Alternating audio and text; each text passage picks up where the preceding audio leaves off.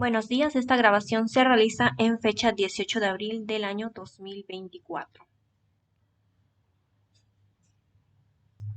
Inicio con la presentación de esta actividad. Muy buenos días, mi nombre es Melissa Hernández Domínguez, estudiante de la Universidad TecMilenio. El día de hoy voy a realizar lo que es una breve explicación con mis propias palabras en relación a cada uno de los temas y conceptos que se abordó en la actividad de la evidencia número 2 de esta asignatura. Primeramente vamos a abordar el primer concepto o tema, el cual se denomina obligaciones cambiarias. Si bien hay dos autores que refieren o definen a este tipo de obligaciones cambiarias como aquellas obligaciones de pago que derivan de un determinado título de crédito o de valor, o bien, como lo menciona nuestro autor de nombre Bode, nos menciona que las obligaciones de igual manera se tratan o se adquieren de una persona o de un individuo que suscribe el título de valor, teniendo como base y precedente que la obligación cambiaria tiene por objeto el pagar, la obligación de pagar o de satisfacer lo que obra dentro del título de crédito. Ahora bien, yo definiría con mis propias palabras a la obligación cambiaria como aquella obligación que surge más que nada de la firma entre dos personas o dos partes en relación a un título de crédito. Es decir, cuando se firma o se suscribe un determinado título de crédito, ya hemos visto en temas anteriores los diferentes títulos de crédito, desde pagarés, cheques, monedas de cambio, certificados y bonos. Es de esta manera como al suscribirse ese tipo de títulos de crédito o de valor, pues es como se origina esta obligación cambiaria, que es más que nada la obligación de exigir tanto el pago, el derecho de exigir el pago y la obligación de la otra parte de pagar como un tipo de obligación que adquiere al momento de verse relacionado en la celebración o la suscripción de un título de crédito. Este concepto, más que nada, tiene un fundamento legal contenido en los numerales de la Ley General de Títulos y Operaciones de Crédito en sus artículos 208 y 228, los cuales nos explican de manera jurídica que tratándose de aceptar, otorgar, girar o emitir o endosar cualquier título o valor de crédito, pues de ello derivan el hecho de que se adquieran obligaciones. Y remontándonos más específicamente a lo que son las empresas o a las sociedades, pues en el artículo que ya mencioné, en el artículo 208, nos explica más o menos que estas sociedades pueden emitir y tienen la capacidad de emitir obligaciones que representan la participación individual de sus tenedores. Ahora bien, las obligaciones siempre serán bienes muebles, aun cuando estén garantizados con hipoteca, tratándose en ese tenor de obligaciones nominativas, que deberán emitirse en denominaciones de 100 pesos o de sus múltiplos. Asimismo, dentro de las obligaciones que obran dentro de esta legislación, se nos explica también lo que deben de contener, los elementos y requisitos que deben de contener al momento de expedirse estas obligaciones, entre las cuales pues están algunos requisitos que nombraré, como son el nombre, la nacionalidad y domicilio del obligacionista, la denominación, el objeto y el domicilio de la emisora, en este caso la sociedad, el importe del capital pagado de la sociedad emisora y el de su activo, y por supuesto también el de su pasivo, según esto de acuerdo al balance que se practique precisamente para efectuar la emisión. Asimismo, se debe de plasmar en él el importe de la emisión con especificación del número y el valor nominal de las obligaciones que se emitan en ese momento. También debe de ir lo que es el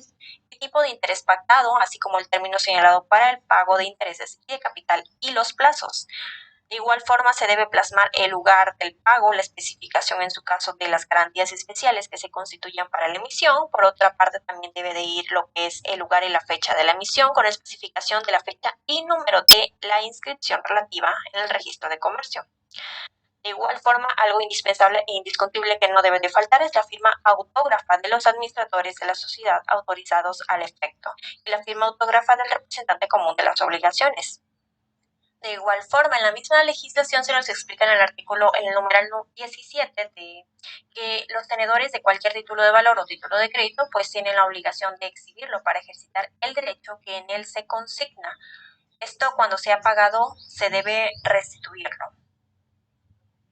Y por otra parte, en el otro caso de si es pagado solamente parcialmente o en lo accesorio, se debe hacer mención del pago en el título. Una vez teniendo claro lo anterior, bueno, vamos a pasar a lo que es ahora el siguiente concepto, que es el concepto de negocio subyacente. Este concepto, pues, lo define primeramente el autor Jorge Ignacio Paz, el cual nos explica, más o menos a través de sus escritos, que prácticamente el negocio subyacente consiste en una negociación de una materia prima o de una acción. De esta manera es como se ejecuta y se realiza entonces una negociación de derivados a causa de que el instrumento financiero pues se trata más que nada de un derivado. Por otra parte tenemos el otro concepto del segundo autor, el cual nos explica que nuestra escritora Mirabal T. Prácticamente que nos dice que el negocio subyacente se trata de una compra y venta en clasificaciones y en rubros más amplios, como una especie de activo subyacente misma que cuenta con características de dotar un determinado valor.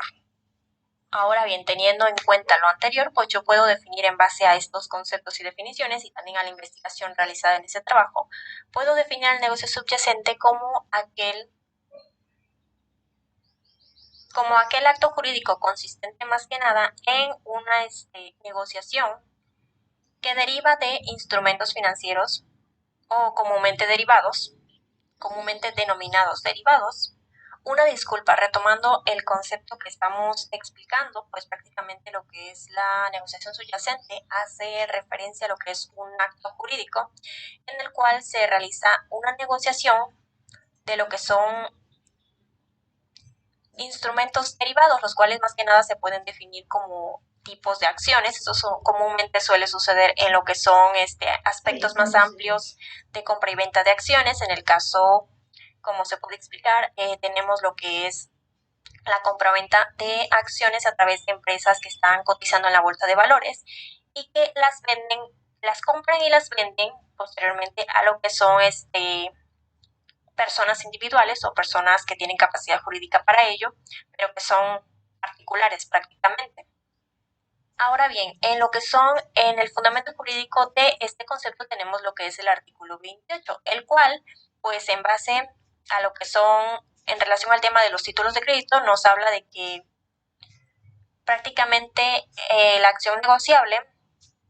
se determina de la siguiente forma: el que justifique que un título nominativo negociable le ha sido transmitido por medio de distinto del endoso puede exigir que el juez, en vía de jurisdicción voluntaria, haga constar la transmisión en el documento mismo o en hoja adherida a él. Lo que nos da a entender que si se deriva de una negociación un título de crédito nominativo, pues obviamente existe lo que es el derecho de exigir ante una autoridad, en este caso a un juez, a través de una vía de jurisdicción voluntaria, la transmisión de prácticamente. Ahora bien, vamos a pasar a lo que es el siguiente concepto, el cual se define como asamblea de obligacionistas. Bien, existen dos autores que nos remontan a sus conceptos. Primero tenemos a Zoila H. León, el cual es una autora que nos refiere con su concepto, que nos dice prácticamente que la asamblea de obligaciones es aquella en la que se reúnen los socios y accionistas dentro de una sociedad constitutiva y la cual cuenta con las facultades esenciales para realizar determinadas cosas dentro de la sociedad. Por otra parte tenemos a René R., el cual nos explica que prácticamente la asamblea de accionistas se trata de un conjunto de individuos designados en la acta de constitución de la misma empresa y que por ende están dotados y tienen facultades para establecer las directrices económicas con el objetivo de gestionar a la empresa más que nada o a la sociedad. Esto obviamente para beneficio de la misma. Personalmente yo definiría a la asamblea de accionistas como aquel conjunto de individuos que conforman una colectividad dentro de una determinada empresa o moral, la cual se dedica o ha realizado la suscripción de títulos de valor o títulos de crédito, y los cuales tienen como principal función el realizar lo que es acuerdos, revocar y al mismo tiempo tomar decisiones importantes que protejan o beneficien a la empresa en relación a las obligaciones contraídas con la suscripción de esos títulos de créditos que emite la empresa o moral. Pasando a lo que es el fundamento legal de este concepto, pues tenemos a lo que es primeramente el artículo 212 de la Ley General de Títulos y Operaciones de Crédito,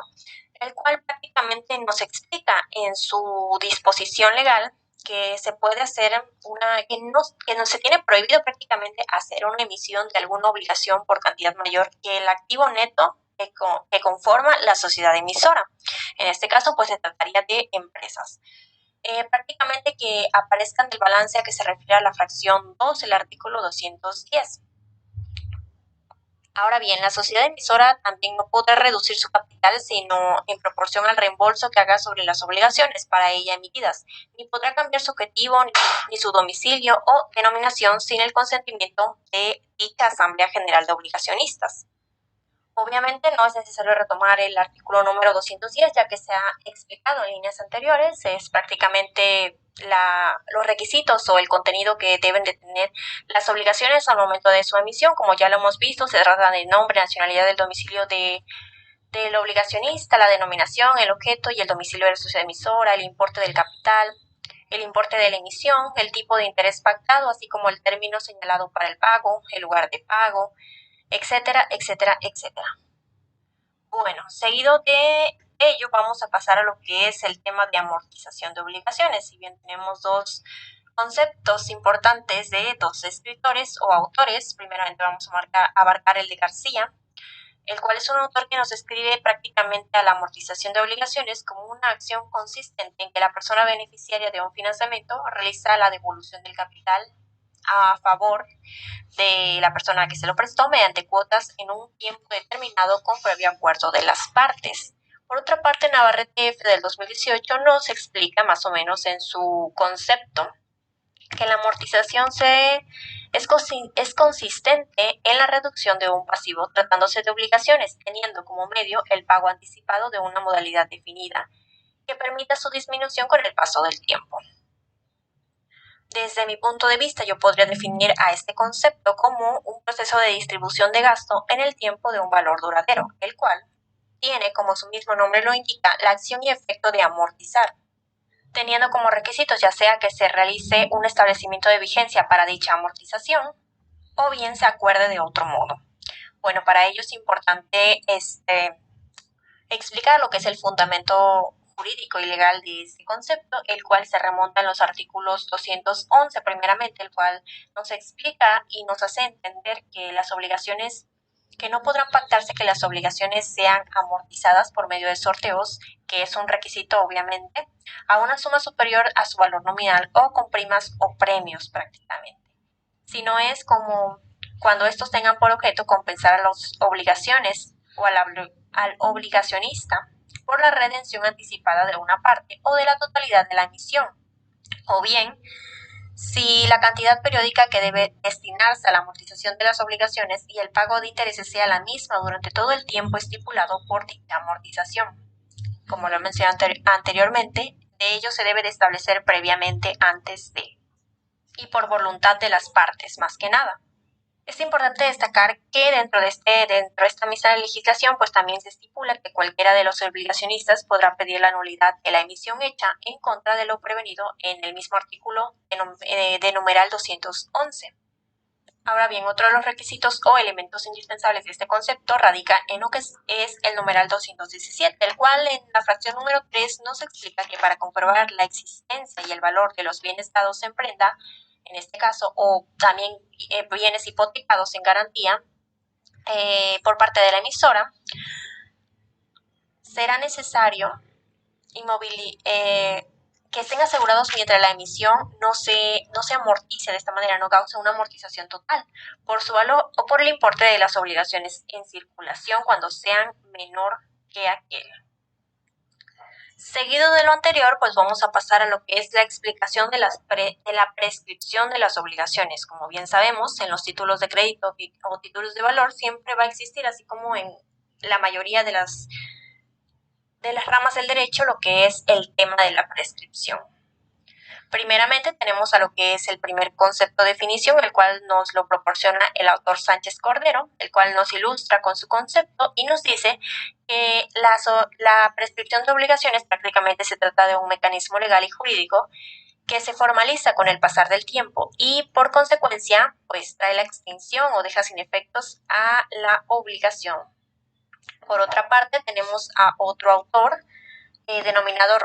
Rohinda Villeja. Es una escritora la cual nos explica que la prescripción de la misma obligación se trata de un medio legal que da pauta una vez que se llega a cumplir el periodo de tiempo o término, más que nada para exigir la obligación. Esto, como bien ya lo ha mencionado el autor anterior, pues trae como consecuencia que se pierda el derecho de exigir que se cumple la obligación que deriva de la suscripción de un título de crédito. Ahora bien, desde mi punto de vista, yo podría definir con mis propias palabras a este concepto como aquel medio o institución jurídica que favorece al obligado a pagar a través de lo que es el cumplimiento de un determinado periodo de tiempo, mismo que establece en las disposiciones legales de lo que es la Ley General de Títulos y Operaciones de Crédito y da, como se ha mencionado con las definiciones de los autores, pues da pauta a que se extinga el derecho de la otra parte de exigir el pago de dicha obligación contraída a raíz de pues la suscripción o firma de un determinado título de valor. Ahora bien, vamos a pasar a lo que es los artículos o el fundamento legal de este concepto. Primeramente, tenemos el artículo 67, el cual nos habla de que la prescripción pues prácticamente se ve interrumpida cuando se pronuncian o se levantan, se proceden a realizar los procedimientos de cancelación, oposición o reposición que refieren en los artículos de esta misma ley,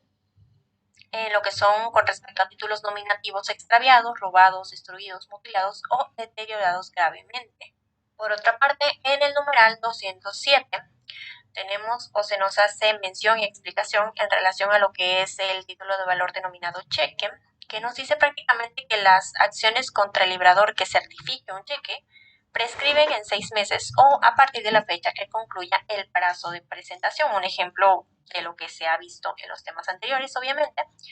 Dicha prescripción en este caso pues solo se aprobará por el librador, al librador. Asimismo, en el numeral 228b, 228b, pues hace una combinación o mezcla pues los temas que hemos visto anteriormente, la cual se trata de la amortización, y nos explica que la prescripción de las acciones para el cobro en efectivo o adjudicación, tratándose de certificados no amortizables, pues se regirá por las reglas del derecho común y principiará a correr el término correspondiente en la fecha que señale la Asamblea General de Tenedores que conozca la terminación del fideicomiso correspondiente. Prácticamente la prescripción operará en todos los casos en favor del patrimonio de la Secretaría. Es importante mencionar que para las prescripciones pues existen diferentes formas o términos de acuerdo a cada uno de los casos que se pueden plantear. Obviamente no vamos a abordar aquí ejemplos debido a la falta un poquito de tiempo para dar explicación y abordar con profundidad esos temas. Sin embargo, vamos a continuar la explicación con el siguiente concepto o tema, el cual se trata de la soledad cambiaria. El escritor Admiron A. de 2021 nos explica y define a la soledad cambiaria prácticamente como aquel hecho en el que las partes que cuentan con capacidad jurídica, pues ellos firman lo que es un determinado título de valor que da paso a que uno se obligue y que el otro adquiera derechos de reclamar, en su caso, el incumplimiento de la obligación al que la otra parte se obliga. Ahora bien, otra definición que nos da una más amplia visualización respecto a este concepto, pues es el de Colorado Bautista del año 2012, el cual nos define este concepto como aquel efecto jurídico mismo que se encuentra planteado y legislado en las disposiciones de la ley de títulos de crédito, de títulos y operaciones de crédito de nuestro país, y que previo a la suscripción de un título de valor, pues se adquieren tanto obligaciones como el derecho de exigir el cumplimiento de dichas obligaciones. Si bien es cierto que el tema de la solidaridad cambiaria es algo que cualquier estudiante de derecho o profesionista en desarrollo de la materia del área legal, pues debe de conocer prácticamente este concepto. Ahora lo vamos a definir a continuación Bueno, primeramente vamos a definir lo que es la acción cambiaria, la cual prácticamente nos da a entender o que se denomina su concepto como el conjunto de derechos, cargas, obligaciones y procedimientos atinentes a la satisfacción de las prestaciones emergentes de los títulos cambiarios o títulos de crédito de valor. Aunque es importante destacar que obviamente es preferible utilizar la palabra de prescripción cambiaria para designar el derecho de fondo o sustancial y de acción cambiaria para aludir a la facultad de peticionar ante la justicia mediante un determinado mecanismo procesal la satisfacción de las pretensiones. Ahora bien, la solidad cambiaria o también denominada como acciones cambiarias se pueden definir como el derecho cambiario que se encuentra influenciado más que nada por un principio esencial de la materia y del cual es independiente de cada uno de los obligacionistas que se encuentran o que forman parte de la suscripción de un determinado título de crédito o de valor, en razón de la cual cada deudor contrae una obligación distinta a la de los firmantes. En resumidas palabras, prácticamente la obligación cambiaria consiste en el hecho de que todos los que firman un título de crédito quedan obligados hacia el portador legítimo, lo cual se encuentra fundamentado en los siguientes artículos. Primeramente vamos a abordar lo que es el artículo número 34 de la Ley General de Títulos y Operaciones de Crédito, el cual nos marca una excepción en los títulos de crédito en relación a la solidaridad cambiaria, pues nos dice que el endoso en propiedad no obliga solidariamente al endosante, sino en los casos en que la ley establezca la solidaridad. Y cuando la ley establezca la responsabilidad solidaria de los endosantes, pues estos van a tener el poder de librarse de ella mediante la cláusula sin mi responsabilidad o alguna que otra equivalente dentro de lo que suscribieron. Asimismo, existe otro numeral que es el numeral 85 de la misma legislación, el cual nos explica, no nos hace mención de lo que es la solidaridad, pero nos hace mención de lo que es el aspecto cambiario y nos explica que la facultad de obrar en nombre y por cuenta de otro, pues no comprende lo de obligado cambiariamente, salvo lo que disponga el poder o la declaración a que se refiere el artículo 9 de la misma legislación. Asimismo, los administradores o gerentes de sociedades o negocios mercantiles pues se repuntan a ser autorizados para suscribir letras de cambio a nombre de estas, por el cual de su nombramiento. Esto puede ser pues a través de un determinado poder específico para ello. Y prácticamente los límites de dicha autorización para suscribir estos títulos son los que se señalen en los estatutos o poderes respectivos, mismos que se tienen que realizar a través de un determinado notario público para otorgarles una validez adecuada. Ahora bien, vamos a pasar a lo que es el concepto de cancelación de obligaciones, el cual primeramente pues lo define el primer autor, que es Castro Ayala del 2015, que nos explica que la extinción de las obligaciones como los medios legales que tienen como objetivo dejar sin efecto a la obligación o al derecho de reclamarla, existiendo varias formas de ello. Prácticamente pueden ser algunos como el pago en sus diferentes modalidades, seguido de ello la innovación o compensación, entre otras que se quedan establecidas en la legislación pertinente. El segundo concepto que remonta y nos da pauta y una visión más amplia en relación a este tipo de concepto, pues es el que nos ofrece la Variaga Villanueva del año 2007, pues prácticamente en su trabajo escrito y publicado nos explica que la cancelación de las obligaciones no es más que la idea o el acto jurídico de extinguir lo que antes tenía existencia. Por tanto, representa la extinción de un derecho derivado de la suscripción de un título de valor. Una definición más fácil y difícil de comprender en relación a la cancelación de las obligaciones, pues es la siguiente, la cual explico con mis propias palabras. Yo prácticamente la definiría como aquella acción en la cual se solicita su anulación o invalidación de lo que es un determinado título de valor, lo que conlleva a partir de ello que se pierdan momentáneamente lo que son las obligaciones y derechos de los cuales derivan de dicha suscripción de título de valor. Es decir, prácticamente pues representa la extinción de los derechos del suscriptor, así como de la extinción de las obligaciones del obligado. Esto se puede solicitar a lo que es un juez o una autoridad competente en relación a la materia, en relación o motivado a causa del extravío,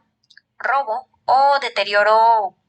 considerable de un título de valor con la finalidad de que se pierda momentáneamente o se invalide momentáneamente dicho título de valor en lo que se restituye. Por consecuente, pues obviamente se tiene que realizar el procedimiento de acuerdo a la legislación aplicable, en este caso pues se trata de la Ley General de Títulos y Operaciones de Crédito, y a su vez se tiene que realizar conforme a derecho y por vía escrita al juzgado competente en el que se suscriba el título de valor. Ahora bien, pasando a lo que son los artículos o fundamentos legales de este concepto, están los siguientes. Primeramente tenemos al artículo que nos da pauta de las bases de este concepto, el cual se trata del numeral 42 de la Ley General de Títulos y Operaciones de Crédito, en el cual establece que la persona que ha sufrido un extravío o un robo de un título de valor o de crédito de carácter nominativo, pues podrá más que nada reivindicarlo o cancelarlo. Quien opte por esta última podrá reclamar el pago del título, así como su reposición o bien su restitución, e incluso puede pedir también se suspendan las obligaciones consignadas en el título, como había explicado anteriormente, mientras que queda cancelado o se resuelven las oposiciones que se hubieran hecho en la cancelación. Derivado de ello, los siguientes artículos pues